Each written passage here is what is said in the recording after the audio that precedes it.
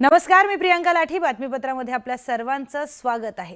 तर नैतिकतेच्या गप्पा मारणारी भाजप आणि गुन्हेगारांना ठोकून काढण्याची भाषा करणारे अजित पवार दोघांनी गुंडांच्या कुटुंबियांना पायघड्या घातल्यात. त्यामुळे सामान्य नागरिक देखील अवाक झालेत. पाहूयात त्या संदर्भातला हा स्पेशल रिपोर्ट. कुणीही जर इथं कायदा हातात घेण्याचा प्रयत्न केला किंवा डिंगडॉंग करण्याचा प्रयत्न केला तर त्याला सोडणार नाही. तो किती कुणाच्याही मोठ्या बापाचा असो नाही तर छोट्या बापाचा असो.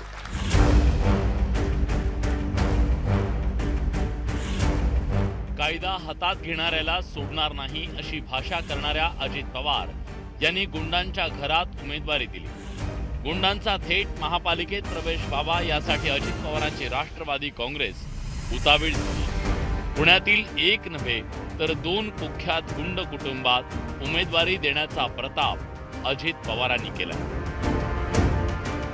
कुख्यात गुंड गजा मारणे आणि आंदेकर टोळीतील कुटुंबियांना उमेदवारी देण्यात आली आहे. गजा मारणेची पत्नी जयश्री मारणेला प्रभाग क्रमांक 10 मधून उमेदवारी देण्यात आली आहे. तर आंदेकर टोळीचा म्होरक्या बंडू आंदेकरची सून सोनाली आंदेकर आणि भाऊजय लक्ष्मी आंदेकर राष्ट्रवादीकडून लढणार आहेत.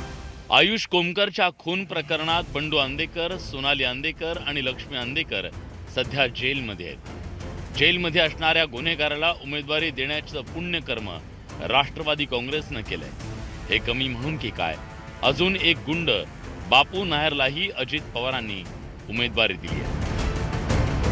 गुंडांच्या कुटुंबात उमेदवारी देण्याचं अजब समर्थन राष्ट्रवादी काँग्रेसकडून करण्यात आलं.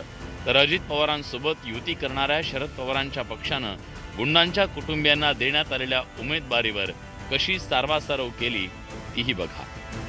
आरोप झालेले आहेत, न्यायालयामध्ये अजून आरोप सिद्ध झालेले नाही. मी पुन्हा एकदा सांगेल की महिला प्रतिनिधींना संधी देताना आंदेकर कुटुंब गेल्या 30-35 वर्ष या पुणे शहराच्या स्थानिक राजकारणामध्ये आहे आणि त्यांना प्रत्येक पक्षाने संधी दिलेली आहे. गेल्या मागच्या 10-15 वर्षामध्ये आमच्या पक्षामधून काम करत असताना त्यांचे स्थानिक ठिकाणावरून एकही कुठल्याही प्रकारच्या स्थानिक लोकांची कुठलीही तक्रार नाही. हा अंतर्गत कुटुंबातील विषय आहे. त्यांच्या कुटुंबातील त्यांची जी काय रायवली असेल ती त्यांच्या कुटुंबाअंतर्गत आहे. पक्षाचा आणि स्थानिक लोकांच्या लोकप्रतिनिधी म्हणून त्यांच्याकडून लोकांना कुठलाही त्रास झालेला नाही आणि आमच्या पक्षाने पूर्वी त्यांना संधी दिलेली होती.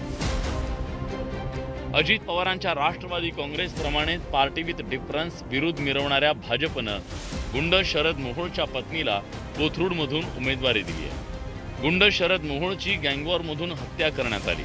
मात्र आता भाजपलाही गुंडांचं कुटुंब जवळचं वाटू लागलंय. काही ठिकाणी गुन्हे दाखल होतात पण कोर्टाच्या त्या ठिकाणी सुनावणी सुरू असतात. अंडर ट्रायल केस असतात. त्यामुळं अंडर ट्रायल केस जोपर्यंत निकाल निघत नाही तोपर्यंत साधारणतः विचार करतो आपण की गुन्हा दाखल झाला आहे. पण अंडर ट्रायल असल्यामुळं त्याच्यावर काही दोषारोप झाला नाही आहे. दोषारोप झाला आणि दोष सिद्ध झाला तर मात्र मग आपण विचार करतो. गुंडांना देण्यात येणाऱ्या उमेदवारीवरून संजय राऊतांनी हल्लाबोल केला. गुंडांकडून कोट्यवधी रुपये घेऊन सत्ताधारी उमेदवारी देत असल्याचा आरोप संजय राऊतांनी केला. हा गुंडांची रीग लागलेली आहे. काल गजा मारण्याच्या बायकोला अर्ज दिलाय आणि रीग लागली आहे ती पैसे घेण्यासाठी. उमेदवारी बरोबर जे 5 कोटी रुपये दिले जात आहेत उमेदवारी अर्जाबरोबर, त्या 5 कोटीसाठी ही रीग आहे. आणि शिंदेकडे उमेदवारी बरोबर 10 कोटी. राजकारणाचं गुन्हेगारीकरण होत असल्याची चिंता करणारे राजकीय पक्ष किती दांभिक आहेत हेच त्यांनी दिलेल्या उमेदवारीवरून लक्षात येतं. गुंड बापू नायर, गुंड गजा मारणे, गुंड आंदेकर टोळी आणि हत्या करण्यात आलेला गुंड शरद मोहोळ यांच्या पत्नीला तिकीट देऊन एक प्रकारे गुंडांचं उदात्तीकरण केलं जात असल्याचं खेदानं म्हणण्याची वेळ आली. संतोष गोरे, न्यूज 18 लोकमत, मुंबई.